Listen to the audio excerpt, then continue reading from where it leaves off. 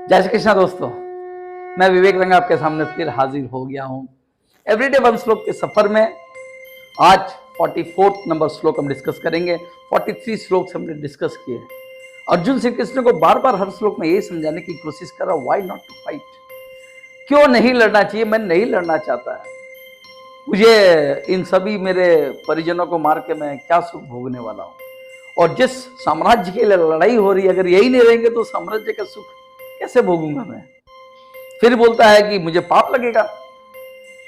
फिर बोलता है कि अगर मैंने इन सबको मार दिया तो मेरे कुल में बताने वाला कौन होगा, कुल धर्म। और कुल धर्म बताने वाला अगर कोई नहीं होगा तो कुल का नाश होगा।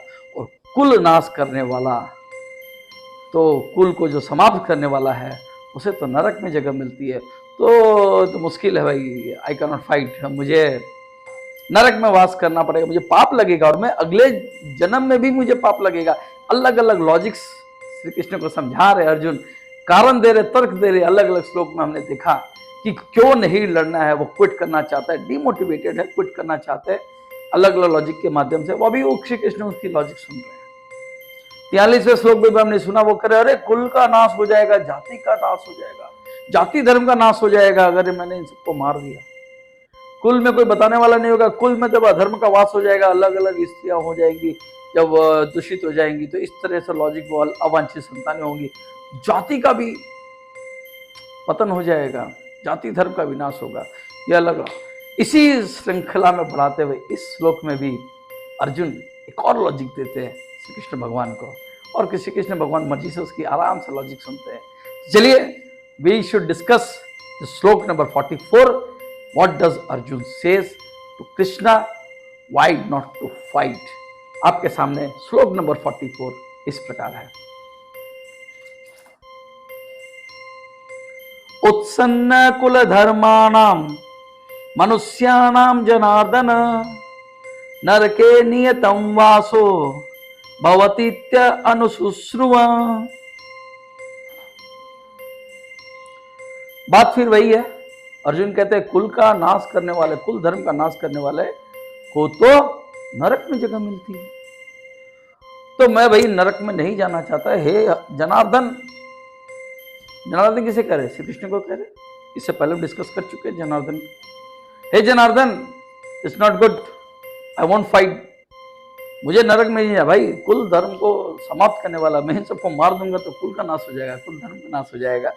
कुल धर्म का नाश होगा तो जाति धर्म का नाश होगा, जाति धर्म का नाश होगा तो मुझे जाना पड़ेगा नरक में। तो I can not fight, I am very sorry to say you that. उसके बाद वो एक और बात कहते हैं इस श्लोक में, जो सबसे इंपॉर्टेंट पॉइंट है जो समझने की, वो ये कि ऐसा मैंने कि कुल का धर्म नाश करने वाले को नरक में वास करना होता है, उसका रेसिडेंस क्या हो जाता है, नरक हो जाता है। ये किससे सुना है? गुरुजनों से सुना है, अनुशुश्रवण, गुरुजनों से सुना है मैंने। इसमें समझने वाली बात यह है कि यहाँ पर अर्जुन कहते हैं कि ये मेरे अपने मन से नहीं कह रहा हूं मैं कि भाई कुल का जो नाश करने वाले को है नरक में वास करना होता है। ये मैंने मन से नहीं कह रहा हूं। I am not saying bye my self, मुझे ऐसा लग रहा है कि कुल का धर्म नाश करने वाले को नरक में वास होता है, ऐसा अर्जुन कह रहा है। ऐसा मैं नहीं कह रहा हूं, मैंने अपने गुरुजनों से सुना है। That is important point. जब बात आती है अध्यात्म की, जब बात आती है भक्ति की, जब बात आती है नॉलेज की, तो यहां पर हम अपने मर्जी कि भाई this is I feel and that is correct, ऐसा नहीं होता है। हमें रेफरेंस लेना होता है, अपने गुरु से सीखना पड़ता है। वो गुरु कोई भी हो सकता है, किताब हो सकता है, गुरु के द्वारा लिखी गई किताब हो सकती है, गुरु से हम डायरेक्टली सीख सकते हैं, कोई टीचर हमारे को किसी माध्यम से गुरु की बात हम समझ सकते हैं। तो कुछ भी हो हमें, लेकिन कहीं ना कहीं से वो इनपुट लेना होता है किसी भी चीज़ को समझने के लिए। इसका सिंपल उदाहरण है, लेट्स से a+b² का फॉर्मूला क्या है। अगर कोई स्टूडेंट अपनी मर्जी से कुछ भी लिख दे और आई feel that this is the right one, तो क्या टीचर मार्क्स दे देगा? क्या नहीं। जैसा किताबों में लिखा गया है फॉर्मूला, उस फॉर्मूले को ही लिखना पड़ेगा। वो अपने मर्जी से नहीं बोल सकता आई फील कि a+b² इज दिस एंड मैंने लिख दिया, तो उससे उसको मार्क्स नहीं मिलने वाले, उसको अंडा मिलने वाला है। यहाँ फीलिंग से कुछ नहीं होता, यहाँ नॉलेज की बात है। तो यहाँ पर जो है कुल धर्म को नाश करने वाला नरक में जाता है, अर्जुन कह रहा है, ये मैं अपनी मर्जी से नहीं कह रहा हूं, I am not saying my self, ये मैंने गुरुजनों से सुना है। और हमें हर चीज के ज्ञान के लिए हम अपनी मर्जी से नहीं कर सकते। आजकल के युवक युवता बोलते हैं ना, दैट्स व्हाट आई फील। अरे यही तरीका सही है, ये अभिव्यक्ति की आजादी। I feel that this is the right way, this is the right way to live, यही जीने का तरीका है, मुझे लगता है कि यही ठीक है। अरे आपको लगता है यही ठीक है, इसका मतलब ये ठीक नहीं है। जैसा शास्त्रों में लिखा गया जीने का तरीका क्या ठीक है, उस तरीके से जीने को ही ठीक बोलते हैं। आज आपको ठीक लग रहा है, 2 दिन बाद उसी को आप खुद ही बोलोगे कि ये बड़ी गलती हो गई, that was not the right वे। और जो हमारे शास्त्रों में लिखा गया जो तरीका, वो टेस्टेड तरीका, हजारों सालों से चला आ रहा तरीका है, उस पर क्वेश्चन नहीं किया जा सकता है। तो the way you feel is not always right, rather I must say is not at all right. जिस तरीके से हम सोचते हैं वो नहीं है सही।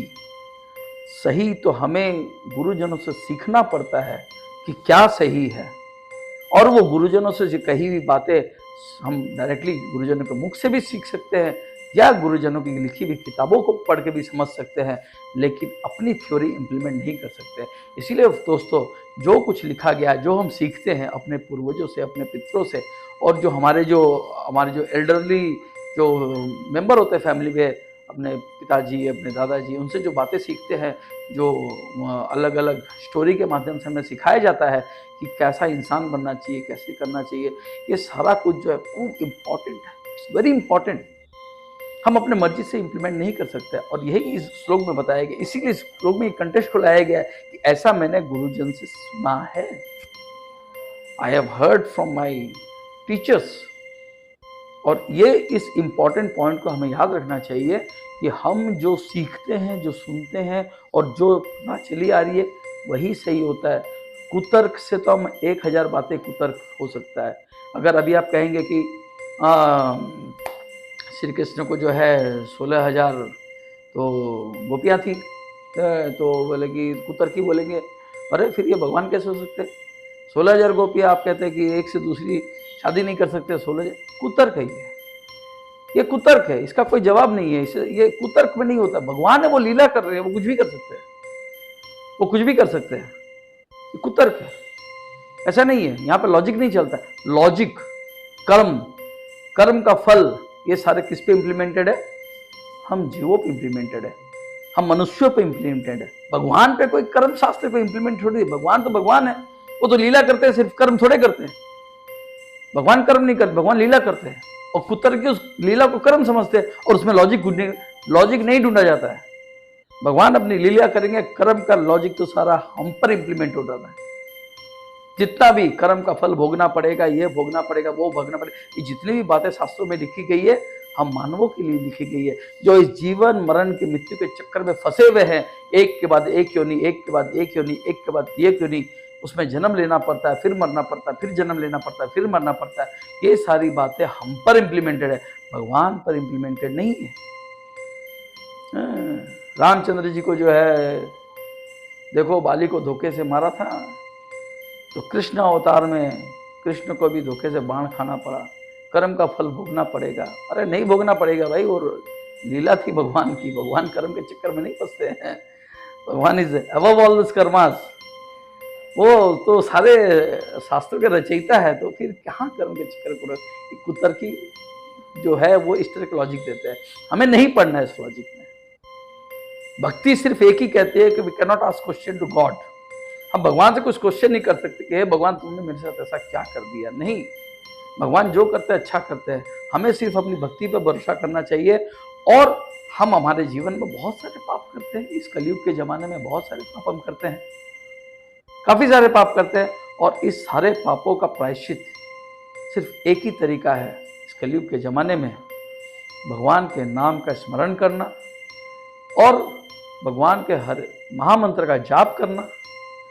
हरे कृष्ण कृष्ण कृष्ण हरे हरे, हरे राम राम राम हरे हरे।